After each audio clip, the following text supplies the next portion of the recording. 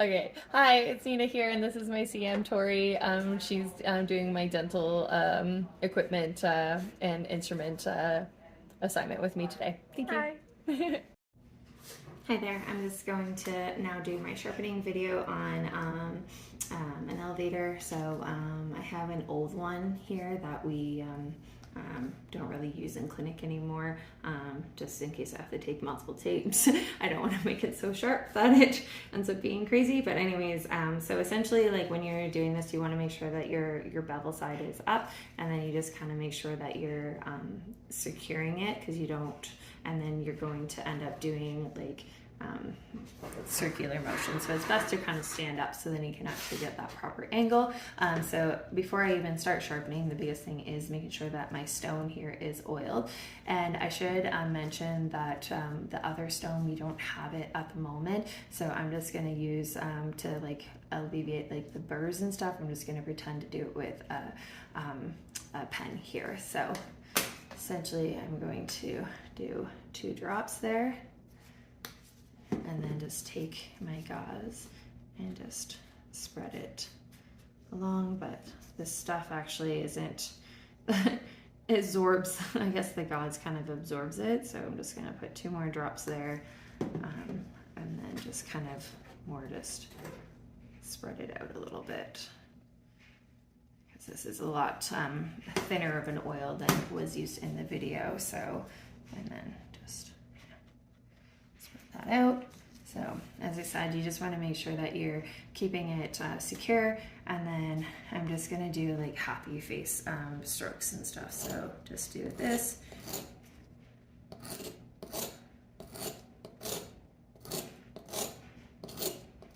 And I essentially am just sharpening like this edge of it. So I'm not doing the tip or anything like that. I'm just doing that. Doing that motion of a happy face, and then testing it for its sharpness. So, oops, readjust my hand there.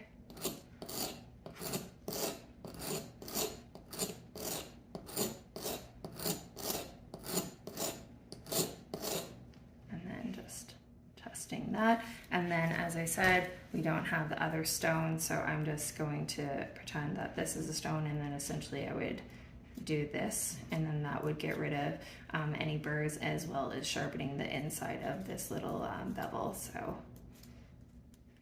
and there you go. All right.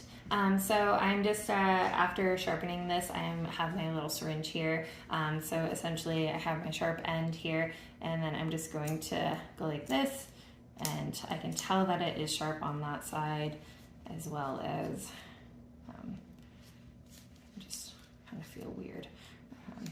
So I'm not having it stop on my syringe, so I can clearly tell that it's not. And then if I go this way as well, I feel very awkward because techs don't typically use this, so I can see that it glides.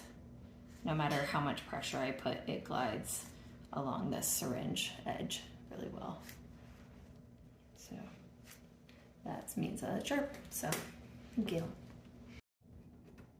All right, now I'm going to do my scaler. So I have my oil here, and then I'm just going to put 2 little drops on it. So I'm just going to go 1, 2, and then as I said, it's a little gauze thing.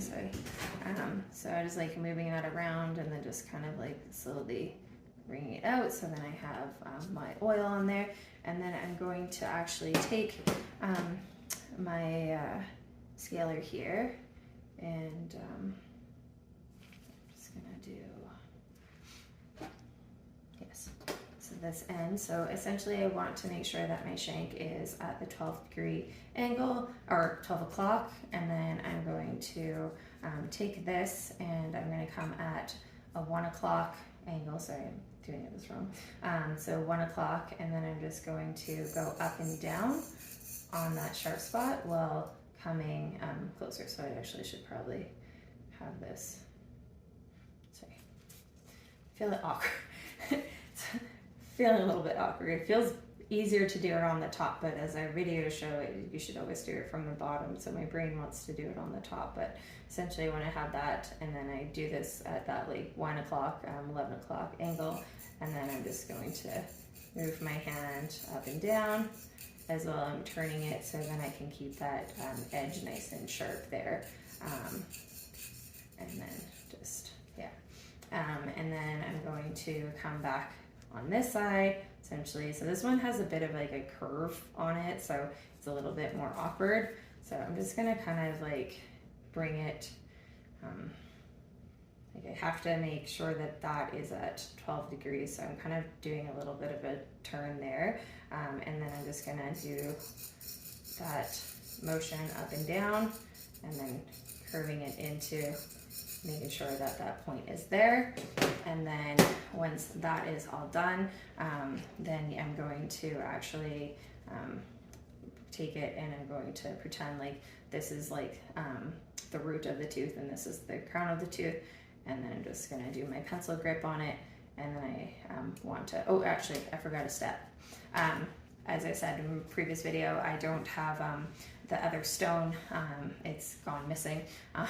So you would typically would take it and you would go like this to actually get your any burrs that may appear on either side of it. And then, so again, pencil grip here. And then you're going to just do like a pull through. And if it, my hand's a little weird, so doing it, this is the reason you want to stabilize your arm when you're doing it on a patient, because doing this. So essentially you want to be able to come and pull down and it not actually catch, and that will indicate that everything is sharp. So this side is definitely a lot sharper than my other side because I'm actually able to remove some of the actual writing on this syringe here. So that's that, and then I'm gonna do another separate video of each curette. Thank you. Okay, I said each curette last time, but I forgot we can choose between doing the universal curette or the Gracie curette. So actually, sorry, that's a lie. We're doing both of them. So anyways, so same concept is that I want to make sure that this is at 12 o'clock angle.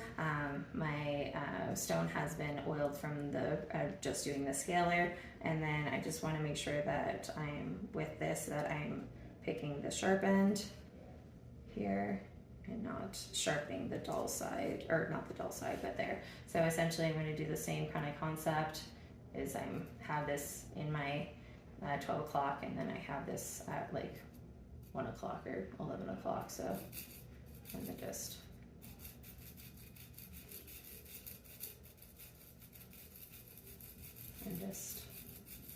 doing that. You don't have to be aggressive or anything when you're doing this. So, and then just and then you're going to take your stone that I don't actually have and just go like this to be able to get rid of any of those burrs that you may appear. And then we'll check the sharpening aspect of this. So we'll go and this is the patient's mouth, stabilizing it.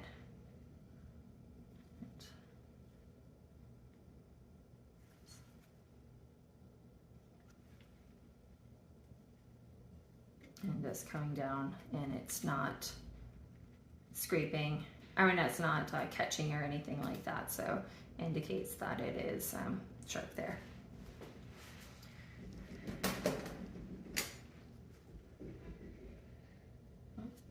And then I'm going to move into doing the universal curette here, and then so same concept is making sure that it is at a 90 or not 12 o'clock degree angle. Some of the universal instruments have like a dual like sharp side, but one side is like slightly sharper. Typically if you're going to go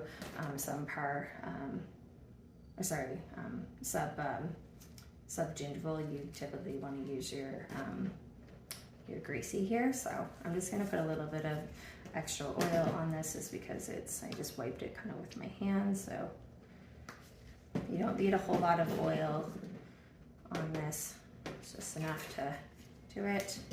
And then I'm just going to bring this up, and then I'm going to do that angle. And like kind of in the video, it's like you essentially kind of have to make sure that this is in at 12 o'clock, and make sure that your shaft and your working edges at that 12 o'clock. And then you're just going to, and then put this one at your 11 o'clock, and then you're just gonna move that up and down motion. As I said, you don't have to be super hard or anything like that. And then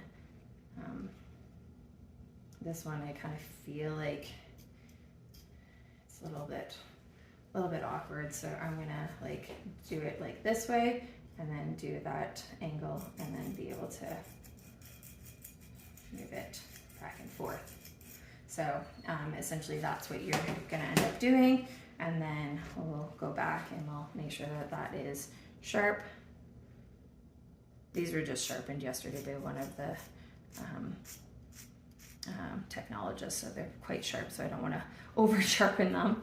And then yeah, so as you can see, this one is nice and sharp, and then I'm gonna do the other side.